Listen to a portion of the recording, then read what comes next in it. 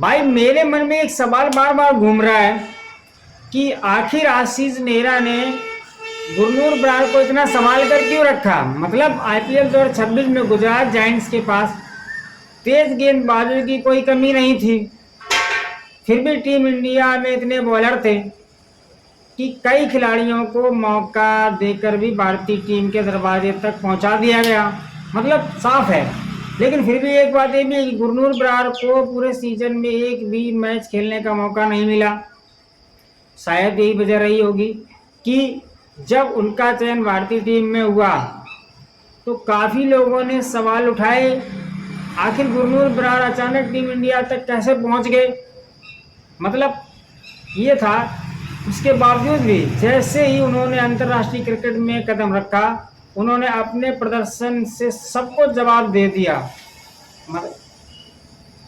Question ये था कि पहले वनडे में 4 ओवर में 27 रन देकर 3 विकेट निकालने वाले गुरनूर बराड़ दूसरे वनडे में भी 3 विकेट हासिल किए और फिलहाल भारत के लिए सबसे ज़्यादा विकेट लेने वाले गेंदबाज बन गए हैं। अब बात ये आती है कि 6 फीट 5 इंच लंबे इस तेज गेंदबाज की रफ्तार 145 से 150 किलोमीटर प्रति घंटे तक पहुंचती है।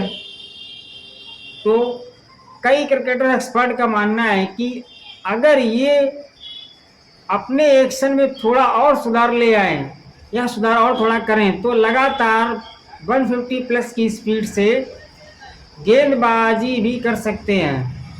उनकी लंबाई आखिरकार भगवान की दया से गति और बाउंस लेंथ और कंट्रोल देखकर काफ़ी प्रभावित हैं। और अच्छी बात यह है कि कई विशेषज्ञ तो उन्हें भविष्य में भारत की तेज गेंदबाजी आक्रामक अहम हिस्सा मान रहे हैं। मतलब बहुत ज़्यादा आक्रामक रहेंगे। लेकिन सवाल वही है कि गुजरात जायंट्स के पास ऐसा प्रीमियम फास्ट बॉलर था तो फिर उसे मौका क्यों नहीं दिया गया।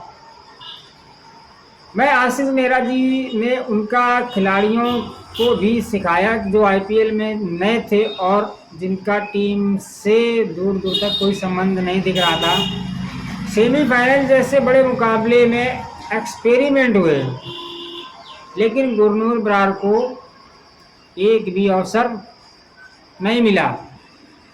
पूछता हूँ क्यों। जब यही सवाल गुरनूर बराड़ से पूछा गया तो उनका जवाब काफ़ी परिपक्व था।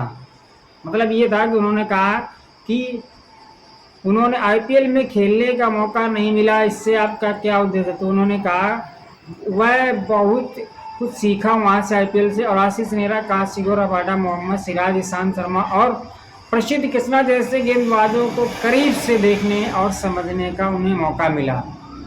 मतलब इतनी सॉलिड बात। उन्होंने उनकी अच्छी चीज़ों को भी कैच किया और अच्छी सीख भी ली और कुछ गलतियों से भी उन्होंने सीखने की कोशिश की। उनका कहना था कि उन्होंने ये कहा मुझे कोई शिकायत नहीं थी क्योंकि वो लगातार मेहनत कर रहे थे बराबर, और उन्होंने उस माहौल से काफ़ी ज़्यादा कुछ सीखा भी। लेकिन फिर भी सवाल बनता है कि 6 फीट 5 इंच का ऐसा तेज गेंदबाज जो 150 के करीब गेंद डाल सकता हो और जिसने सिर्फ 18 फर्स्ट क्लास मैचों में 52 विकेट ले रखे हों, फिर उसे आखिर प्लेइंग 11 से बाहर क्यों रखा गया। और समझ में ये नहीं आता कि ऐसा खिलाड़ी तो किसी भी टीम के लिए बड़ी संपत्ति माना जाता है, या संपत्ति हो सकता है।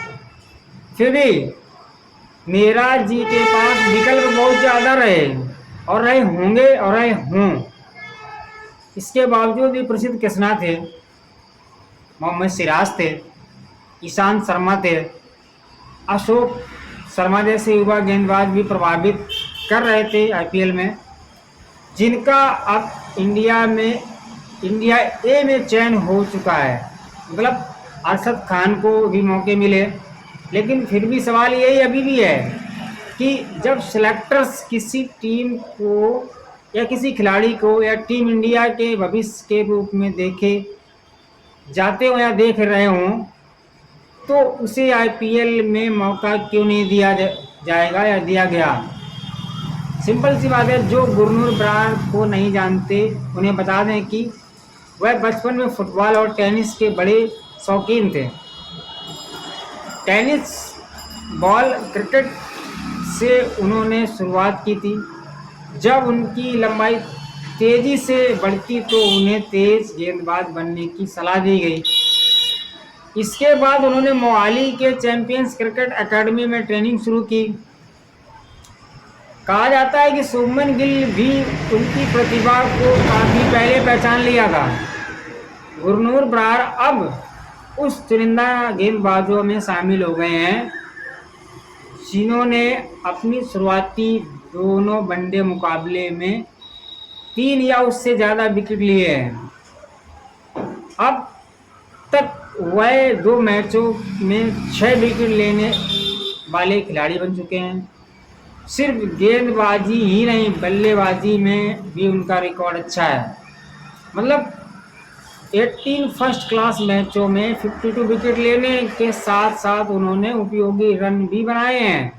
ऐसा नहीं है कि लिस्ट ए और विजय हजारे ट्रॉफी में भी उनका प्रदर्शन प्रभावशाली रहा है, यानी टैलेंट की कोई कमी नहीं है।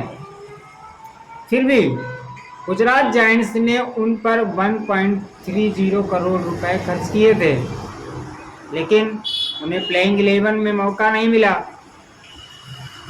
यही बात सबसे ज़्यादा हैरान करती है और शायद कम्युनिकेशन की मजबूरी रही हो, शायद रणनीति कुछ और रही हो। लेकिन एक बात तय है कि किस्मत ने उन्हें या उनके लिए अलग रास्ता चुना है, यानी आईपीएल में मौका नहीं मिला, लेकिन सीधे टीम इंडिया में पहुंचकर उन्होंने अपनी पहचान बना ली है। और अगर यही प्रदर्शन जारी रहा तो आने वाले वर्षों में गुरनूर बरार भारतीय तेज गेंदबाजों की सबसे बड़ी ताकत में से एक ताकत बन सकते हैं।